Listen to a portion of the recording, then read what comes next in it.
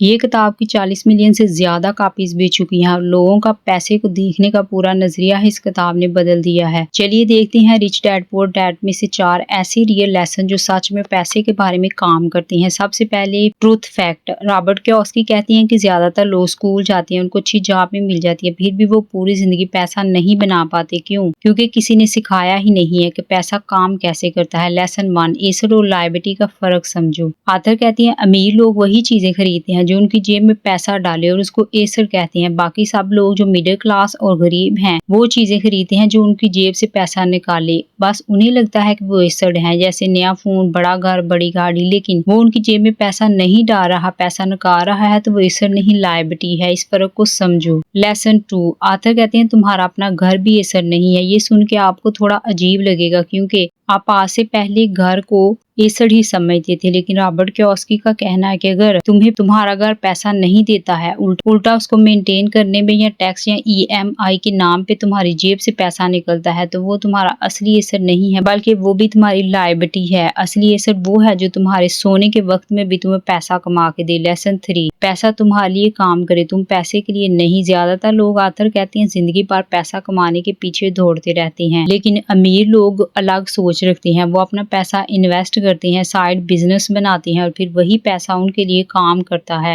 Author کہتے ہیں point یہ نہیں ہے کہ تمہاری سیلری کتنی بڑی ہے یا چھوٹی، پوائنٹ یہ ہے کہ تم اپنی سیلری اور جاب پہ کتنی % ڈیپینڈ کرتی ہو۔ یہی چیز ڈیسائیڈ کرتی ہے کہ تم امیر بنو گے یا غریب۔ لیسن 4، فائنینشیل ایجوکیشن کہیں بھی اسکول میں نہیں ملتی۔ رابرٹ کہتے ہیں اسکول تمہیں ایک اچھا امپلائی بننا سکھاتا ہے، لیکن ٹیکس کیسے بچایا جائے، انویسٹ کیسے کریں یا لون تمہاری فیور میں کیسے یوز ہو، یا تم اپنے پیسے کو کیسے خرچ کرو، یہ کچھ بھی تمہیں اسکول میں نہیں پڑھایا جاتا۔ اگر تمہیں پیسے کے بارے میں سمجھنا ہے تو تمہیں خود فائنینشیل ایجوکیشن سیکھنی پڑے گی۔ آج کا ایکشنیبل میسج، آج سے ایک کام کرو، اس مہینے جو بھی آپ نے خرچ کیا ہے سب کی ایک لسٹ بناؤ، پھر ہر چیز کے سامنے لکھو کہ وہ ایسڈ ہے یا لائبلٹی۔ بس اتنا کرنے سے تمہارا پیسے کو دیکھنے کا نظریہ بدل جائے گا۔ اور مزید ایسی ہی مائنڈ سیٹ بدلنے والی بکس کی 2 منٹ سمری کے لیے فالو کرو مائنڈ سیٹ اوور پیجز کو۔